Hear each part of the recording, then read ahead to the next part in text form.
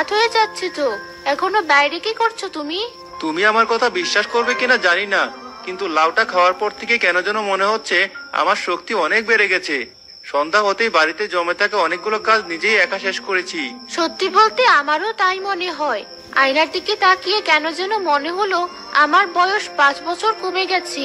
এই লাউয়ের কি তাহলে কোনো জাদুকরি ক্ষমতা আছে? থাকতেও পারে, কিন্তু একবার ভেবে দেখেছো, আমরা যদি লাউগুলোর গুণাগুণ সম্পর্কে গ্রামের মানুষদেরকে বলি, ওরা তো এই লাউ কেনার জন্য পাগল হয়ে যাবে। আমাদের আর কোনো অভাব থাকবে না। কিন্তু একটা লাউ তো ওই বুড়িমার জন্য রেখে দিতে হবে। মাত্র একটা লাউই তো, ওটা রাখাই যাবে।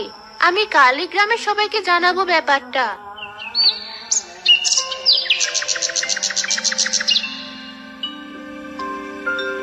এই শুনেছিস, হেনা ভাবিদের বাড়িতে যে লাল লাউয়ের গাছটা আছে, ওই লাউগুলো নাকি অনেক ভালো।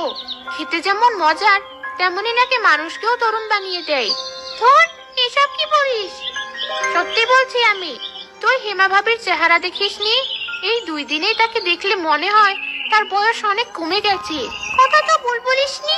চল তবে আমরাও টাকা নিয়ে গিয়ে ওই লাল লাউ কিনে আনি, নয়তো দেখা যাবে শেষ হয়ে গেছে ওই লাল লাউ।